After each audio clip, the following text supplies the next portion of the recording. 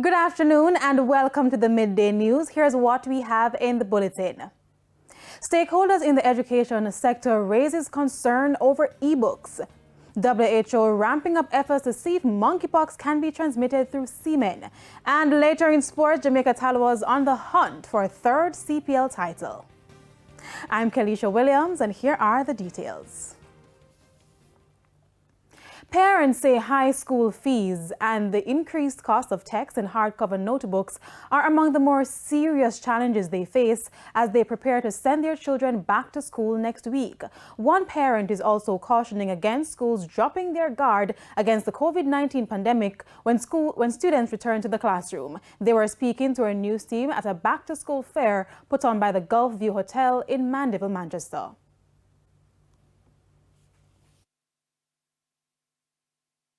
I did volunteer my time today. I worked at the gate and I issued tickets today.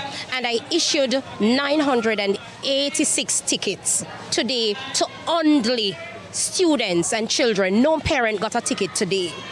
And that ticket including tickets for supplies, for back-to-school supplies, and also ticket for them to get lunch today. The children were catered for today. So everybody got a meal and everybody enjoyed themselves today at this tremendous event. Okay. Any concerns as the children go back to school that you might have? The concerns that I would really have is because we had that gap because of the COVID season. So now that they're preparing to go back for September, I think that the parents have to be a little bit more focused with the children. I know they have the gadgets and stuff like that, but just to cut down on that a little bit more and take up, as an educator myself, they really need to get these children back to the basics where they're, learning to read, letter sounds, especially for the small one. The high school students need to be a lot more focused on their education instead of all these gadgets. When it's necessary for them to use it, then that's okay.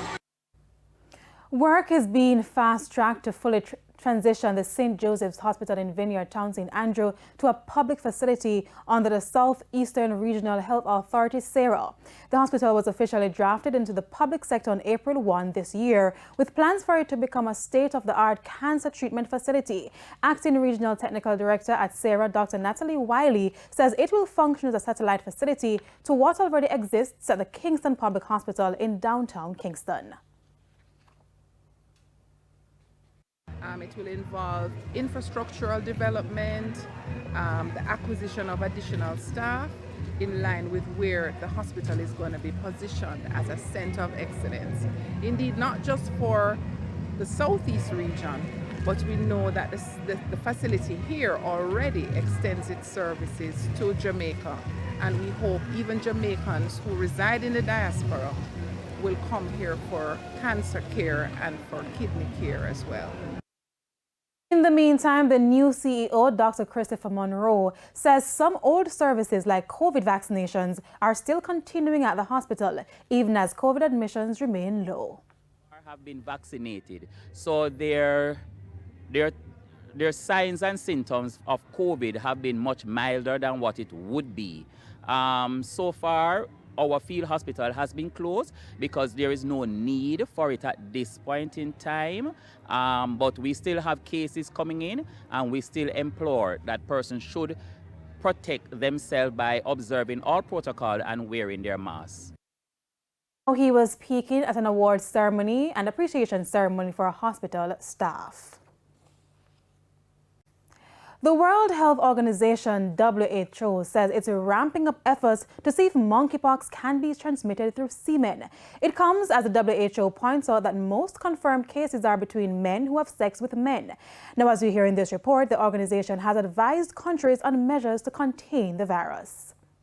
Globally to date, there are 48,895 cases of monkeypox. The Americas, including the United States, Latin America, and the Caribbean, have recorded the highest number of cases. Locally, there are 5 positive cases.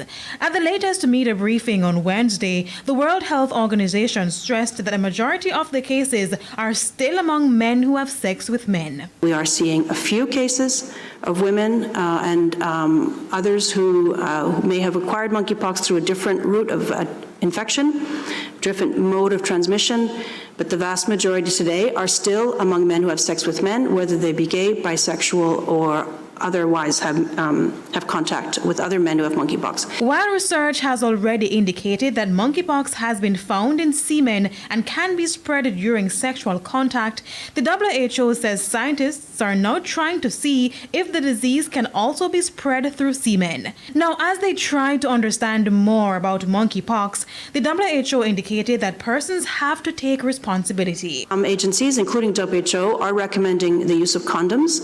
That is in part as a precautionary measure because we don't know how much of the infection is transmitted through semen, but it is also because it does reduce skin-to-skin contact. So it's preferable to avoid skin-to-skin contact altogether if someone has monkeypox, but at the very least, using a condom may reduce that risk. At the same time, the organization says this does not mean only men can have the disease, which is why persons are also being urged to stop the discrimination. The actions remain the same: protect ourselves, protect each other, access to testing and vaccine where it's available, and reduction of course, any discrimination or stigma, because that prevents people from accessing care. The WHO Director General, Dr. Tedros Ghebreyesus, says political leadership, personal responsibility, and the right health and safety measures can be used to eliminate the virus. But it won't just happen. Eliminating monkeypox needs three things: the evidence that it's possible, which we are now beginning to see, political will and commitment, and the implementation of the public health. Continuing the news now, at least one educator has raised concerns about Education Minister Favour Williams' announcement that all high school students will be receiving electronic English textbooks when the new school year begins on Monday. As Sandy Williams reports, the challenges associated with e-textbooks have already forced one high school to revert to hard copies. With just days to go before the start of the new academic year, many parents have already made arrangements to secure printed textbooks. But recently, Education Minister Favour Williams announced that all high school students will be receiving electronic English textbooks. The distribution of e-books to schools originally started during the pandemic, and according to Principal of Brownstown High School, Alfred Thomas, the problems which arose when the e-books were first introduced 2 years ago have not been resolved. Mr. Thomas explains that there were challenges with the codes to activate the e-books. He says a report from the Education Ministry revealed that while thousands of codes were issued, only a small number was used by schools. Mr. Thomas says there were several issues with the codes. When we issued those at the start of this school year, which was in September 2020, the students said to us that the message that they got was that the code had expired. When we did some checks, we were told by the minister that the codes lasted for 1 year, and that they were having discussions with the book distributors to get to see if, because so many codes were not used, if it is that they could extend it to 2 years. In October, we got some documentations about it. We got the listing and how many books would were to be issued to my school. Additionally, Mr. Thomas indicates that the long-standing issues of internet connectivity and access to devices still pose a challenge. He adds that the e-books cannot be used on a cell phone. Therefore, students must have a tablet or laptop to receive the e-books. Due to the challenges, the Brownstown High principal says his institution had decided to revert to hard copies. They must have internet access to be able to access the book, and they could not have been assigned a hard copy. So by then, in October, when we got that information now, we would have already issued hard copy of the books to the students. So what we had to do is that we had to then, and remember, all these students were at home. So we had to do the checks, find out how many students had laptops, how many students had tablets, how many students had internet access. Those who had, we recalled the hard copies, and then we gave them the e-book. What we then find out that was happening, the students told us that some of the older devices, it could not open on them. And the memory that was required, some of the tablets that they had could not facilitate it. Sandy Williams, TVJ News. And we now go to Cody and Barrett with the Business Minutes. The Business Minute, brought to you by Business Smarter with Smart Mobile Solutions. In the world of business, Grace Kennedy Limited, GK, has appointed Radcliffe Daly as President and CEO of First Global Bank Limited, effective September 1, 2022. Daly has over 30 years of experience in the banking and financial services sector and has been acting in the role since Mariam McIntosh Robinson's departure from the post in July 2022. He first joined Grace Kennedy in 2002 as Vice President Retail Banking at FGB. He then took on several other executive-level positions with FGB, including Vice President of Operations and Chief Operating Officer, a position he held until his most recent appointment.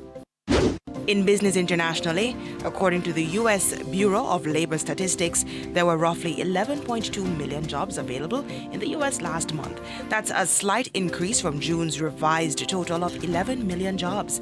July's numbers boil down to nearly 2 available positions per job seeker.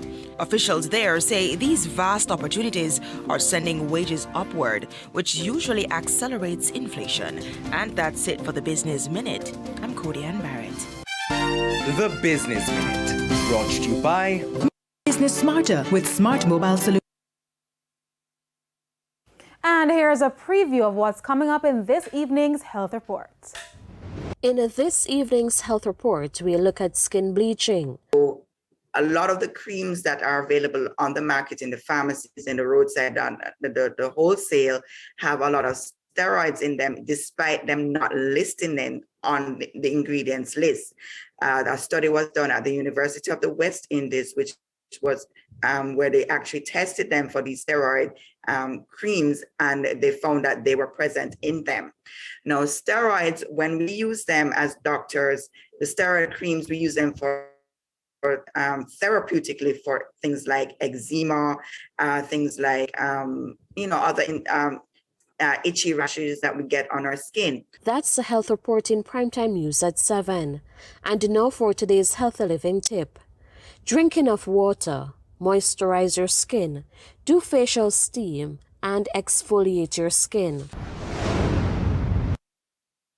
It's time now for the top regional and international stories with Sandy Williams. In the region, Belize has signed an agreement with various partner agencies for a second joint United Nations work plan as part of a strategic program to support migrants, refugees, and the Belize Amnesty 2022. The plan focuses on areas such as advocacy, system strengthening and capacity development, as well as community engagement among vulnerable migrant communities. Representatives of the UN system in Belize, the International Organization for Migration, UNICEF, and the UN Refugee Agency signed off on the 2022 work plan to assist approximately 60,000 unregulated migrants in the country, most of whom are from other Central American countries. On the international scene, the U.S. Food and Drug Administration, FDA, is now authorizing updated COVID vaccine booster shots from Moderna and Pfizer. It's the first time updated vaccines have received emergency use authorization in the U.S. Both combine the original vaccine with one that targets the BA4 and BA5 Omicron subvariants. Both companies submitted applications to the FDA for emergency use authorization for the updated vaccines last week. And those were the top regional and international stories. I'm Sandy Williams. And that's the Midday News. I'm Kalisha Williams. Join us at 7 for Primetime News. On behalf of the news, sports, and production teams, good afternoon.